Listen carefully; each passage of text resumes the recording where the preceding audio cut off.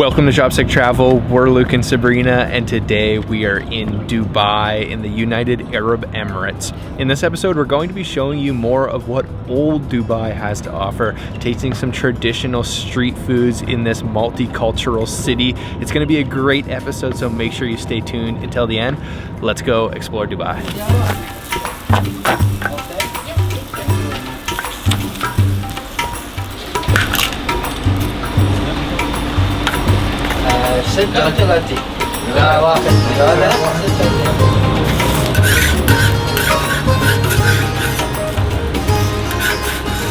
For breakfast, we've come to this little side of the road store that's called Walid Muhammad Bakery, but it's also kind of like a little convenience store. And he's serving the traditional Emirati breakfast known as Rgag, which is kind of like an Arabic crepe. And he uses the batter with his bare hand, flattening it out on the hot plate. And then you can get a mixture of different toppings. We ordered one with cheese, and he actually just uses like a packaged cheese. The ingredients aren't super high quality, but that's part of the charm. And then a bag of Omani chips. He crushes up the chips and then sprinkles them on top.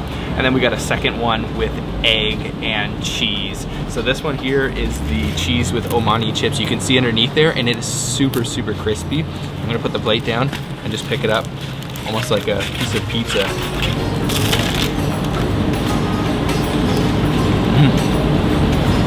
That is so crispy.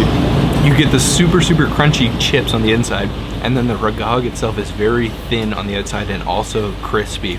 You can taste the cheese in there, it's nice and savory. It's not very much, but the process is really cool, and it's a very traditional Emirati breakfast at such a cool little roadside stall. Check that out. See all those chips in there.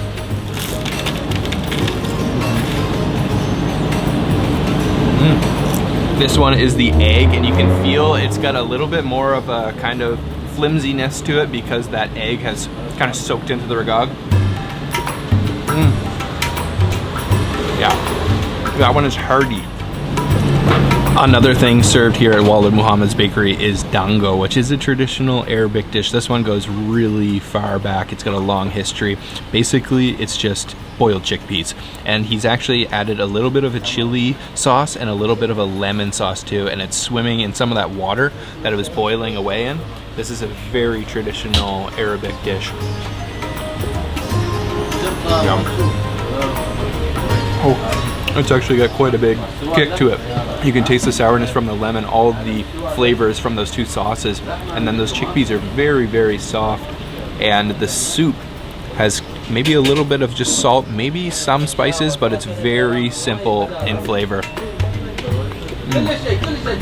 Very hearty. Actually, it's really good.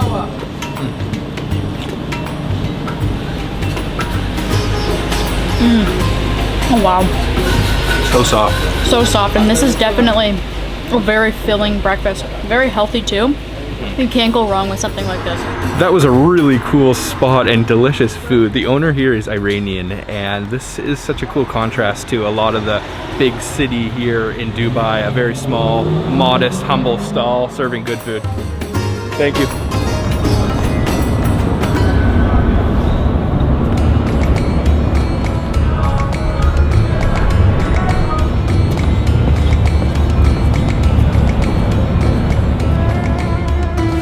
Right now we are in an area of old Dubai called Al Fahidi. It's made to look very old, like a souk, but at the same time, a lot of the shops in here are modern.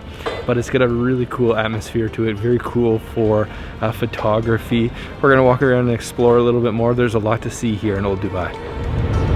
When you're exploring Al Fahidi district, you'll see some traditional Emirati architecture, and one of those is these towers that are on top of the traditional buildings. And these are old school air conditioning systems. They're designed to bring the wind in and shoot it down into the building. So it's really cool to see while you're here. And it's also really cool to be on this side of the water where all the old buildings are.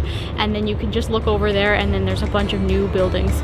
This is a great area to walk around, and the weather here in Dubai in December is perfect, nice and breezy. We're gonna head now to a South Indian restaurant to have some lunch.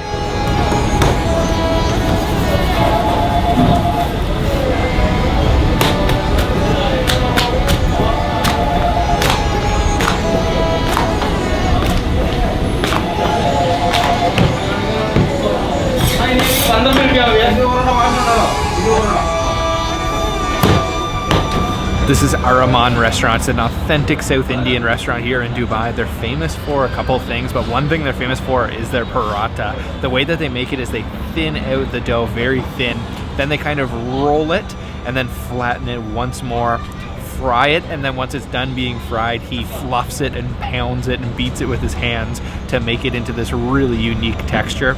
So we ordered up a lunch with a bunch of different South Indian dishes. I think it's gonna be really good.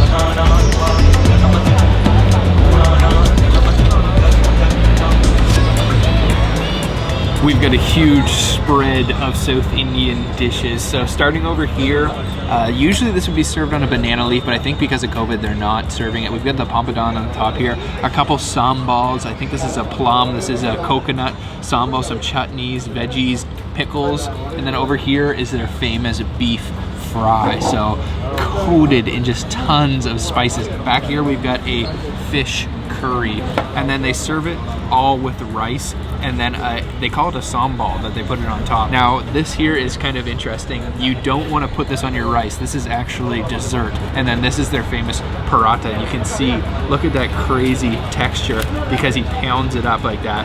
My mouth is watering. Let's dig in. Going right in with the fingers.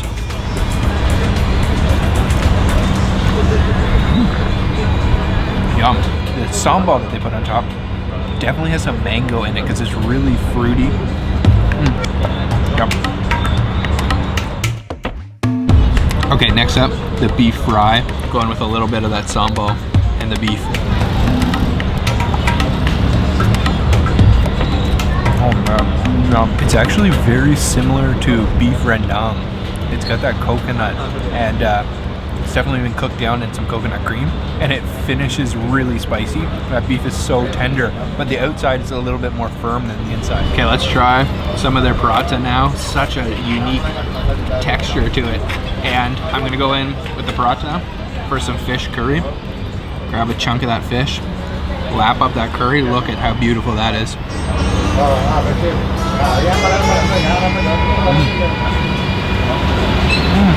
So we've got this little dessert here. There's all kinds of different things in there. I think there's actually rice in there, maybe some nuts. I think it may be rabri. Oh, it's really thick. Oh, wow. That was Araman restaurant. Really good South Indian food. There's a lot of Indian restaurants here in Dubai, and I can recommend this one in particular. We're gonna head now to the famous Dubai Gold Souk, but we actually have to take a boat across the Dubai Creek to get there.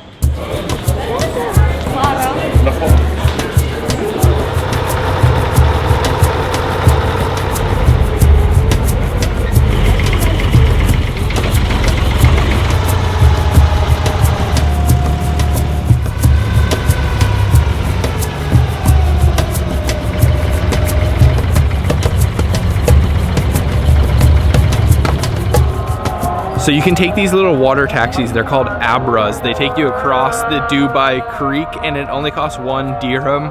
It's worth it just for the journey. It's a really cool old style boat. And now we've landed on the other side. We're going to check out the Dubai Gold Souk.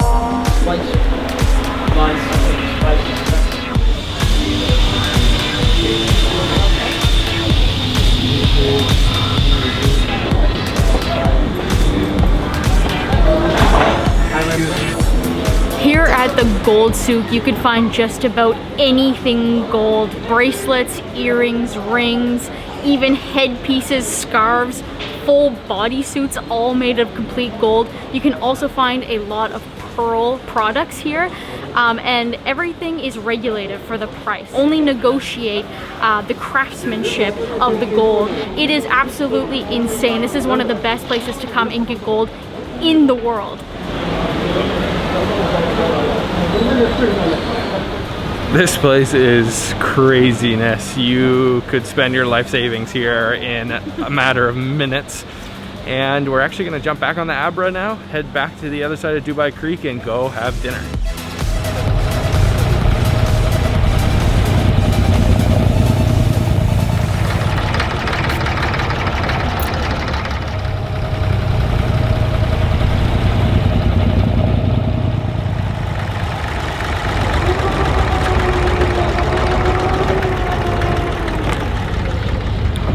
That is always really fun to ride the Abra. And I think before we go to dinner, we're gonna stop and have a tea. Thank you. So we've ordered up a karak, which is the equivalent of the Indian masala chai. You can see right here, it's a spiced milk tea served piping hot. We're sitting down by the water. The sun's just about to set, and we'll just relax here for a little bit after a long day of walking before we head to dinner. Enjoy the karak. Yeah.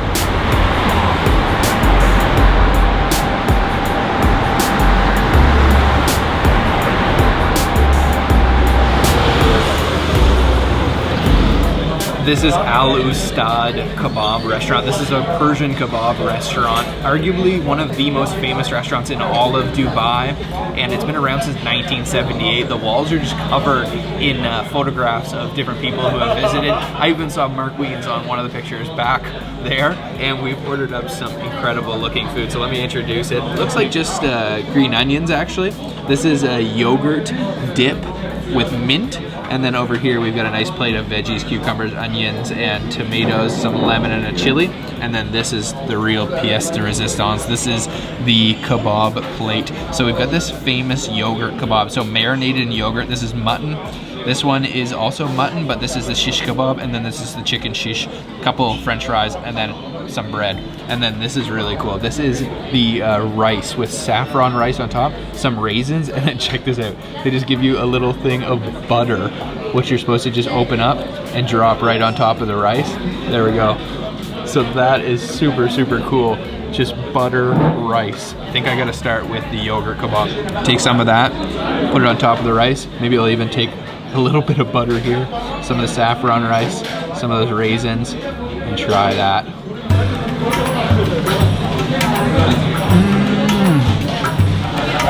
There is so many flavors going on there. You can taste the tartness from the yogurt. The mutton is super tender and juicy. And then the saffron rice with the butter, that is just a punch of flavor. I can see already, first bite, why this place is famous. Okay, I'm gonna try some of this mint yogurt. Put it on the mutton shish. Gotta have it with the rice too.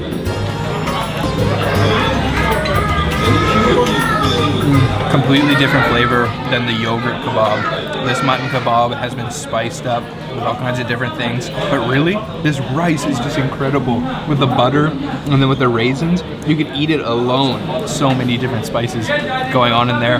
Gotta have it with the rice. Dip it in the butter. The butter's kind of starting to melt there now. And I love these raisins. All the kebabs are delicious, but I really got to give it up for the yogurt kebab. And as you can see now, I'm using my fork and spoon because I actually just had an Iranian woman come up to me and tell me that in Iran they are eating only with their fork and spoon. I guess we've just been eating too many Emirati dishes with our hands here that I got really comfortable with it. I like it with the hands or with the spoon, doesn't matter. Oh. It is a burst of flavor. To finish off our incredibly delicious kebabs here at Al Ustad restaurant, we're having some Suleimani chai, which is spiced black tea with a little bit of mint and no milk. And it's served in this tiny little cup. Yeah, that's a strong tea. Oh, I love the mint and a lot of sugar in there too. What a restaurant. This place is a must if you're visiting Dubai. Alright guys, that's it for today's episode. What an incredible day of exploring here in Dubai. What was the best thing we had today, Sabrina? I think in my opinion, everything was really good, but I really liked that beef fry. Oh yeah. Oh, so spicy. I have to give it up for the yogurt kebab here at Al Ustad. That was just full of flavor. Make sure if you haven't already, subscribe, hit the bell icon so you're notified. And if you'd like to become a Patreon, hit the link down in the description. You'll get access to our monthly blooper reels and also our personally curated food maps from cities all around the world. And we'll see you guys on the next episode of Chopstick Travel soon. Bye-bye. Bye.